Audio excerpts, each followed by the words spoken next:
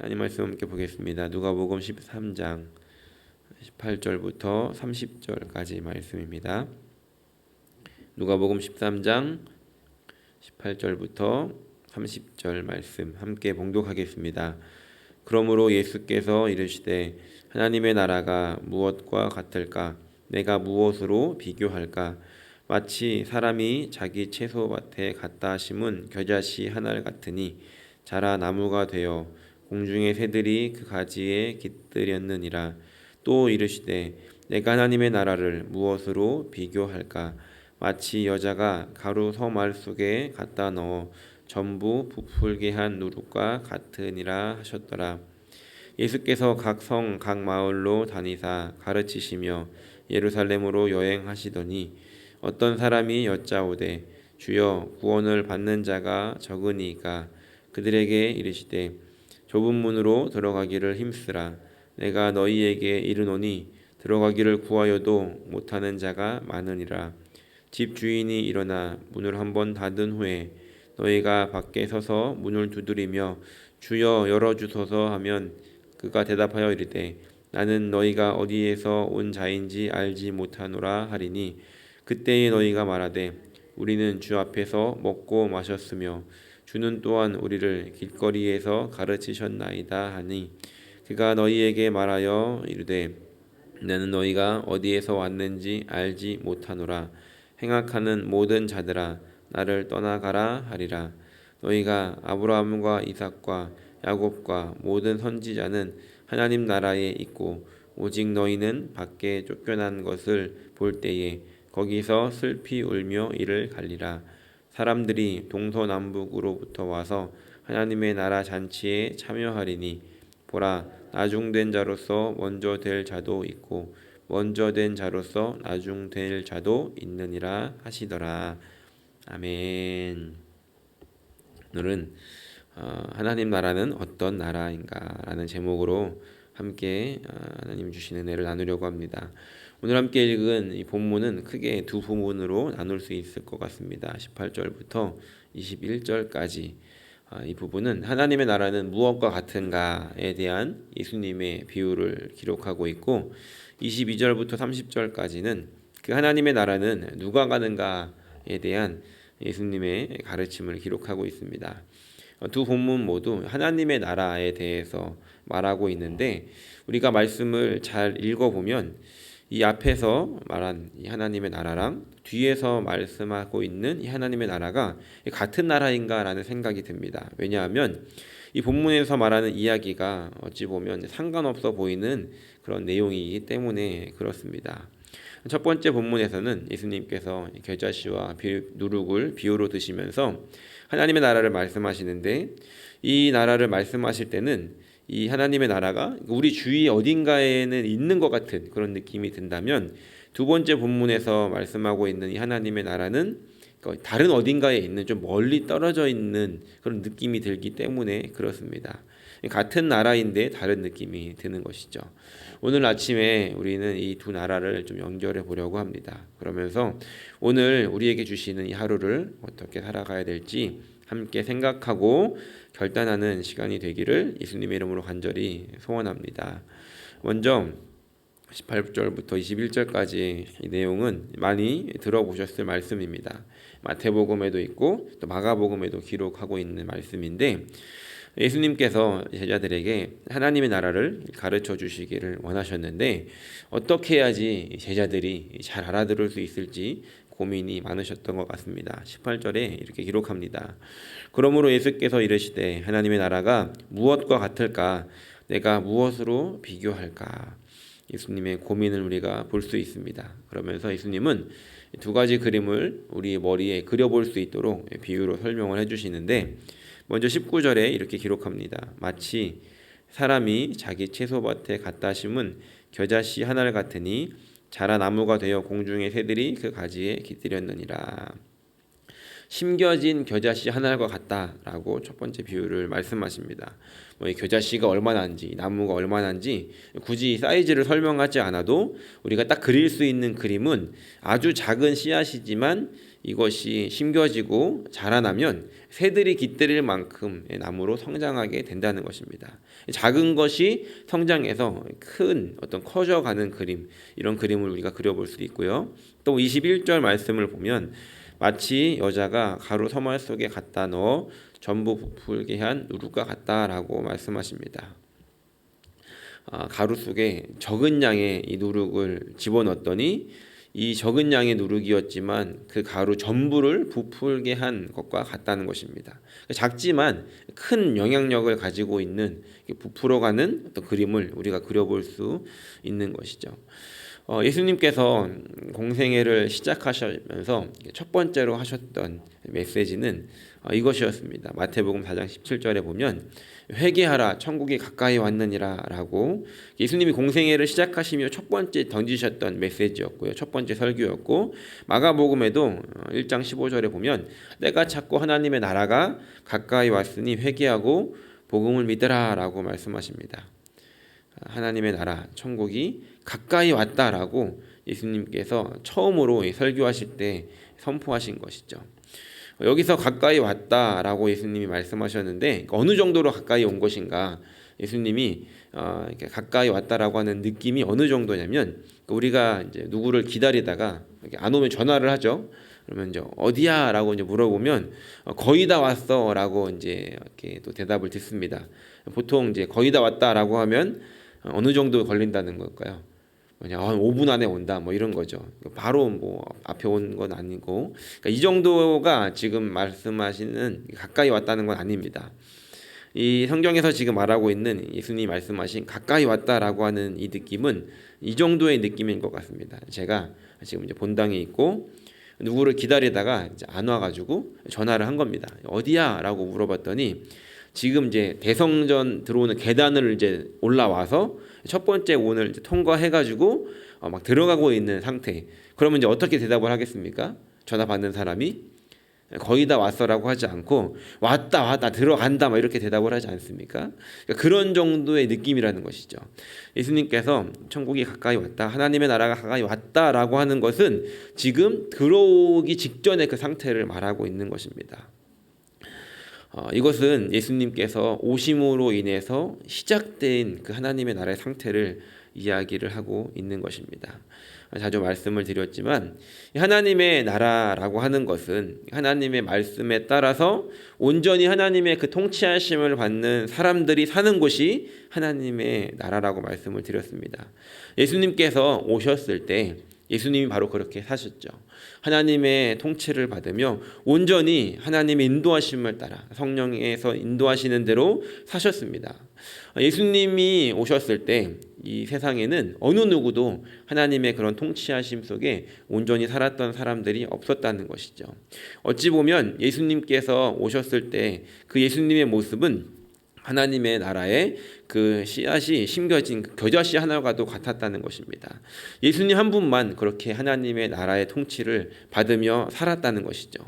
그런데 예수님께서 마치 그 씨앗이 땅에 심겨지듯이 십자가에 죽으시고 또 부활하시고 승천하신 후에 하나님의 영, 예수님의 영이신 성령께서 오시지 않습니까? 그리고 성령께서 우리 이제 각 사람의 마음속에 오심으로 인해서 이제는, 그때는 예수님 한 분만 그렇게 하나님의 온전한 통치를 받으며 살았다면 이제는 그 성령의 인도하심과 통치를 받으며 살아가는 사람들이 그 하나님의 통치를 받으며 살아갈 수 있게 되었다는 것입니다. 그렇게 하나님의 나라가 예수님으로 시작됐고 그 하나님의 나라가 확장되어져 갔다는 것입니다. 그 하나님의 성령을 따라 살아가는 사람들이 또 다시 어느 한 곳에 심겨져서 또 어느 그 가루 속에 심겨져서 그렇게 하나님의 나라가 확장되어지고 지금도 확장되어져 가고 있다는 것입니다. 오늘 우리가 이 본문을 묵상하면서 먼저 생각해 보고 싶은 것은, 그렇다면 그 하나님의 나라는 오늘 나를 통해서도 확장되어져 가고 있는가 하는 것입니다. 이것은 이 호주 땅에 나의 부동산이 얼만큼 늘어나고 있는 것과는 비교할 수 없는 정말 중요한 문제라는 것입니다. 오늘 이 아침에 우리가 함께 기도하고 싶은 것은, 하나님, 오늘도 내가 그 예수님처럼 하나님의 나라에 하나님의 다스림을 받는 삶이 되기를 원합니다.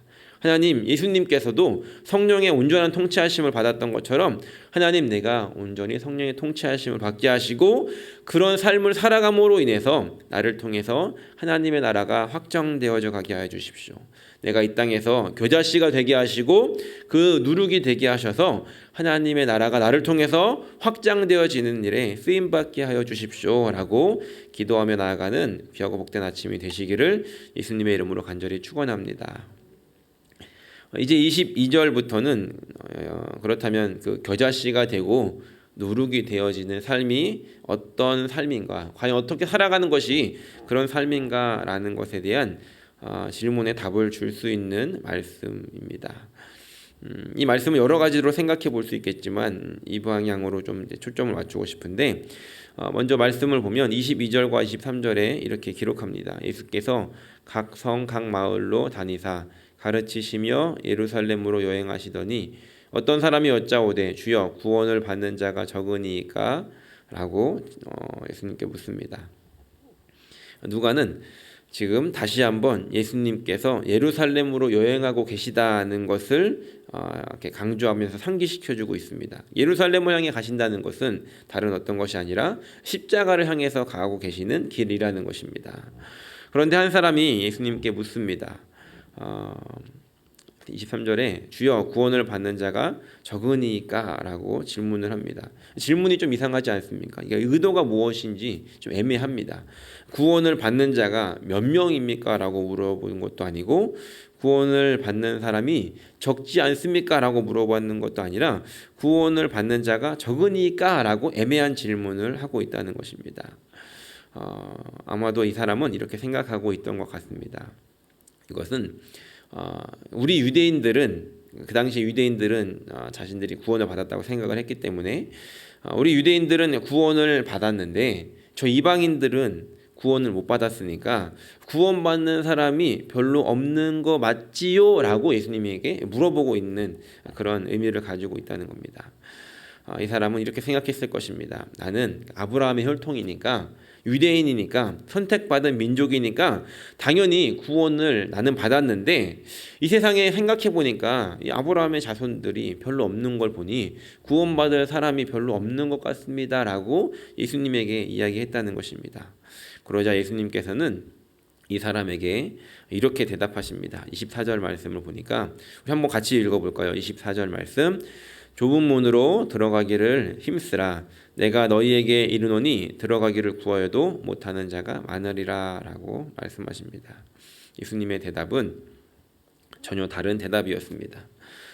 어찌 보면 당연히 구원을 받았다라고 생각하면서 착각하고 있는 사람들에게 주는 일침이었는데 이들에게는 예수님께서 몇 명이다, 너는 받았다 안 받았다가 아니라 좁은 문으로 들어가기를 힘써야 된다라고 말씀하고 계시다는 겁니다.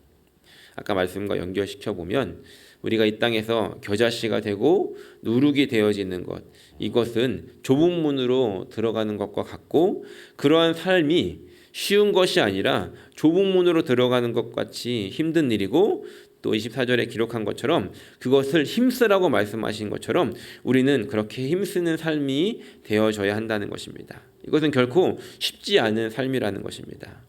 예수님께서 지금 예루살렘으로 여행을 하시며 십자가를 향해 가시는 것 마찬가지로 예수님께서 좁은 문으로 가시는 것과 같았다는 것입니다. 이런 생각을 해봤습니다. 예수님께서 십자가에 달리는 것 굉장히 고통스러운 일이고 힘든 일이죠. 그런데 이 십자가에 달리시는 것보다 그 십자가를 타고 하늘을 날아다니면서 하나님의 나라가 가까이 왔다, 잘 봐라 그러면서 십자가를 타고 다니시면, 날아다니시면 더 멋있어 보이지 않겠습니까? 분명히 하실 수 있는 일이었지만 그렇게 하시지 않았다는 겁니다. 그것은 좁은 문이 아니었기 때문에 그렇습니다. 예수님은 그것을 선택하시지 않고 누가 봐도 가장 힘들어 보이는 그 십자가에 오르셔서 그 십자가에서 피와 물과 땀을 다 쏟으심으로 말미암아 우리에게 그 구원의 길을 열어주셨다는 것입니다. 오늘 우리도 많은 선택을 하며 오늘 하루를 살아갈 것입니다. 그런데 그 선택 가운데 이러한 생각이 또 이러한 하나님의 인도하심이 있기를 소원합니다. 물론 일부러 어려운 거, 일부러 이상한 것만 고르라는 것이 아닙니다. 우리는 하나님께서 원하시는 것이 무엇인지를 기도하고 그 하나님의 통치와 다스림을 받으며 선택해야 한다는 것입니다. 그러니까 일부러, 하나님은 그게 아닌데 일부러 어려운 거를 고르고 하나님의 핑계를 대면 안 된다는 겁니다. 하나님은 그게 아니야 라고 말씀하시는데 우리는 무조건 어려운 거를 선택하고 하나님의 핑계를 대면 하나님도 이제 당황하시지 않겠습니까? 우리가 정말로 필요한 것은 하나님이 무엇을 선택하기를 원하시는가, 내가 원하는 것이 아니라 하나님 원하시는 것을 기도하고 그것이 비록 좁은 길, 좁은 선택, 내가 원하는 것이 아니다라고 할지라도 하나님, 내가 이것을 선택하기를 원하고 이 선택 가운데 하나님의 인도하심이 있기를 원하고 내가 그것을 선택한 길을 갈 수 있도록 성령님 나를 도와주십시오라고 우리가 힘써 기도하고 그렇게 살아가고 결단해야 한다는 것입니다. 그것이 바로 예수님을 따라가는 삶이라는 것입니다. 예수님께서 25절과 26절에 그것에 대해서 당연히 구원받을 줄 알고 살았던 사람들에 대해서 이렇게 말씀하십니다. 집주인이 일어나 문을 한번 닫은 후에 너희가 밖에 서서 문을 두드리며 주여 열어주소서 하면 그가 대답하여 이르되 나는 너희가 어디에서 온 자인지 알지 못하노라 하리니 그때 너희가 말하되 우리는 주 앞에서 먹고 마셨으며 주는 또한 우리를 길거리에서 가르치셨나이다 라고 하나 27절에 그가 너희에게 말하여 이르되 나는 너희가 어디에서 왔는지 알지 못하노라 행악하는 모든 자들아 나를 떠나가라 하리라 라고 예수님 말씀하십니다. 다시 말해서 예수님께서는 지금 이 사람에게는 너는 지금 구원받았다라고 생각하고 있지만 자, 너는 구원받은 것이 아니라 이 좁은 문으로 가기를 힘써야 되고 너희가 하나님 앞에 섰을 때 주님, 우리는 주 앞에서 먹고 마시고 또 주님이 우리에게 길거리에서 가르치셨을 때 제가 그 자리에 있었습니다 라고 말하겠지만 예수님께서는 그때 나는 너를 모른다라고 이야기를 할 것이다 라고 말씀하고 있다는 것입니다. 마치 이런 것과 같습니다. 우리는 주님 앞에서 좁은 문을 선택하고 또 하나님의 통치를 받는 삶이 우리에게 어떤 것과 같냐면 그냥 우리가 예배 시간에 앉아있고 그냥 나는 크리스찬이다라고 말하는 것과는 다른 문제라는 것입니다.